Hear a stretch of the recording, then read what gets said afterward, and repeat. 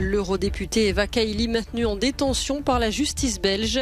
Elle est l'une des 4 suspects écroués dans le scandale de corruption avec le Qatar. De retour de Washington, Volodymyr Zelensky fait escale en Pologne et rencontre le président Andrzej Duda. De son côté, le ministre russe de la Défense apparaît lui sur le terrain. La Turquie continue de bloquer l'adhésion de la Suède à l'OTAN. Les chefs de la diplomatie des 2 pays se sont rencontrés à Ankara.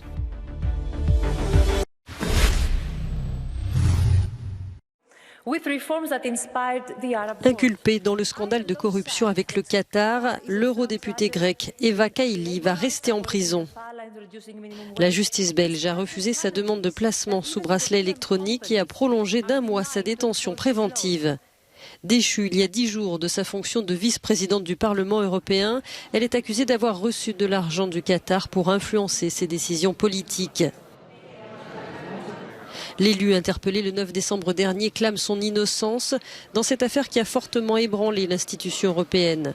3 autres suspects restent incarcérés, dont son compagnon Francesco Giorgi et l'ex-eurodéputé Pier Antonio Panzeri. En Belgique, l'enquête dirigée par le juge financier Michel Claes a donné lieu à une vingtaine de perquisitions, y compris dans les locaux du Parlement européen à Bruxelles. 150 000 € en liquide ont notamment été saisis au domicile d'Eva Kaili. Le père de cette dernière a lui été surpris avec une valise contenant 750 000 € en espèces.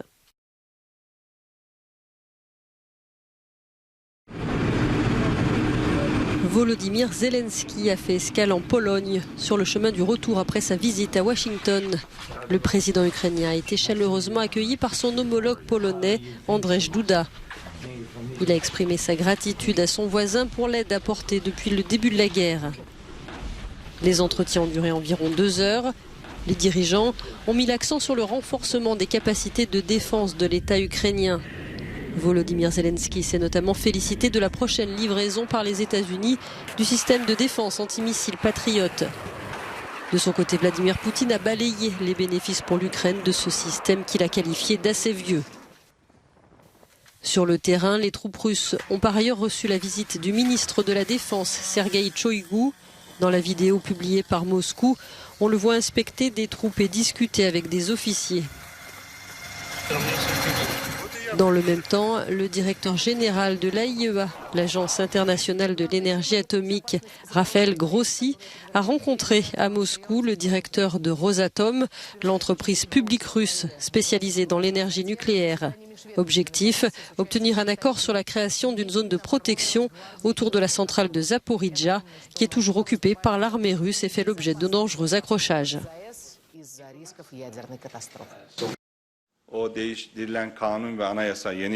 La Suède n'a pas réussi à lever le veto de la Turquie en vue de son adhésion à l'OTAN. Les chefs de la diplomatie des 2 pays se sont rencontrés ce jeudi à Ankara.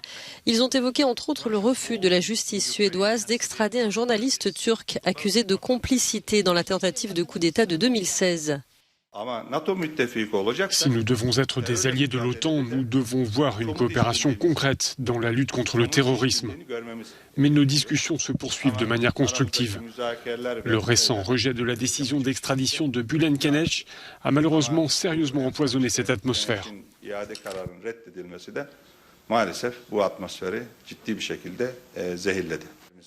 Son homologue suédois a mis en avant l'indépendance de la justice. Je voudrais souligner que, comme je l'ai dit, nous prenons nos engagements au sérieux. La Suède a un système judiciaire indépendant et tous les cas sont examinés par ce système judiciaire indépendant. Bien qu'elles aient participé relativement souvent à des manœuvres militaires avec l'OTAN, la Finlande et la Suède ont maintenu une politique de neutralité pendant des décennies.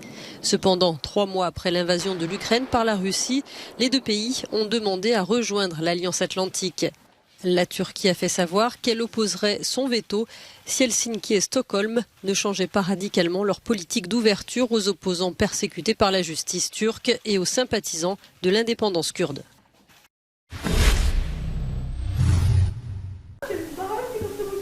Comment imaginer que derrière ces rires se cachent déjà des histoires de guerre et d'exil ? En Hongrie, ce centre d'accueil pour réfugiés ukrainiens est le plus grand de Budapest, la capitale. Christina a dû quitter Kiev bombardée par l'armée russe aux premières heures du conflit. Quand on vit dans ce contexte de violence, on finit par s'habituer. On accepte ces choses en un sens. Mais quand vous arrivez dans un endroit sûr, c'est tellement différent. Vous pouvez prévoir des choses une semaine, un mois à l'avance. En Ukraine, c'est impossible de savoir ce que vous ferez, ne serait-ce que l'heure suivante. Et ça, ce n'est pas normal. Problème depuis plusieurs mois, les dons indispensables au fonctionnement du foyer sont en chute libre et les bénévoles de moins en moins nombreux. La structure pourrait être contrainte de fermer ses portes à la mi-janvier. De plus en plus d'Ukrainiens arrivent ici en Hongrie. Là-bas, il n'y a ni chauffage, ni électricité, ni travail. Ceux qui viennent ici font face à un énorme défi, peut-être le plus grand de leur vie. Dans les médias, on parle moins d'eux, pourtant ils continuent d'affluer comme au début de la guerre. C'est très important pour nous de poursuivre notre travail, au moins jusqu'à la fin de l'hiver. Nikita et sa mère ont fui la ville de Soumy au nord-est de l'Ukraine. Sans emploi, elle craignait de ne pas pouvoir subvenir aux besoins de son fils. Ici, je me sens en sécurité et merveilleusement bien. J'ai des amis, Internet et de quoi manger, mais surtout je me sens en sécurité, c'est vraiment important pour moi. Pas d'avion, pas de tir de roquettes au-dessus de la tête, pas de coups de feu, c'est tout ce qui compte pour moi. En octobre dernier, selon l'ONU, ils étaient déjà près de 7,7 millions à avoir fui leur pays. Les Autrichiens se serrent la ceinture cet hiver et dépensent moins pour leurs cadeaux de Noël. Selon les estimations des professionnels du secteur, le budget moyen des ménages a baissé de 15% pour ces fêtes de fin d'année. Comme tout est devenu plus cher, j'achète des petits cadeaux cette année, dit cette femme. Ces factures ont plus que doublé au cours des derniers mois. Originaire d'Ukraine, cette mère de 6 enfants bénéficie du soutien d'une ONG qui vient en aide aux ménages frappés par l'inflation. Les parents isolés, principalement les femmes, sont particulièrement touchés. Il y a aussi ceux qui ont peu de revenus, parmi lesquels, bien sûr, de nombreux migrants qui ont souvent des emplois moins rémunérés.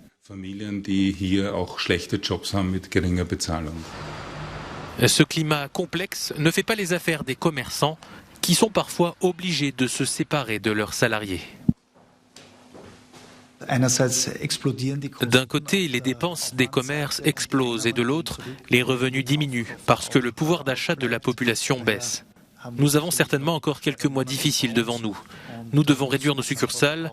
Environ un tiers des commerçants vont réduire leur masse salariale. Afin de soulager la population, le gouvernement autrichien a dépensé des milliards en mesures anti-inflation. Toutefois, les économistes critiquent le fait que l'argent n'a pas été distribué de manière ciblée. Les hauts revenus en profiteraient même plus que les bas revenus.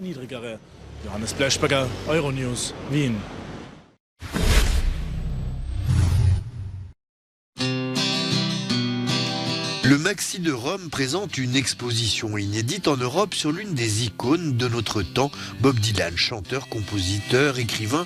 Il a reçu le prix Nobel de littérature en 2016 et aussi peintre. On le découvre dans cette exposition intitulée Rétrospectum. Des peintures à l'huile, des acryliques, des aquarelles, des dessins à l'encre, des pastels et des fusains. Sa palette est aussi grande que son talent. Science, art et histoire culturelle se rencontrent au musée du prix Nobel à Stockholm. L'exposition explore le thème de la vie éternelle chez l'humain, un mythe qu'ont cherché à atteindre de nombreux scientifiques dans leurs recherches, et notamment certains prix Nobel. En croisant des œuvres d'art et des installations sur les grandes découvertes de l'humanité, l'exposition offre une approche originale et novatrice de la vulgarisation de la science. Un monde miniature fait de pain d'épices et de bonbons ou de guimauves, c'est l'univers fantasmagorique qui est exposé au musée d'architecture de Londres. Comme chaque année, des équipes d'architectes, d'ingénieurs et de designers travaillent ensemble pour créer un décor géant en pain d'épices pour les fêtes de Noël. Le thème de 2022 est le changement climatique, même si les installations sont à la bonne température pour ne pas fondre.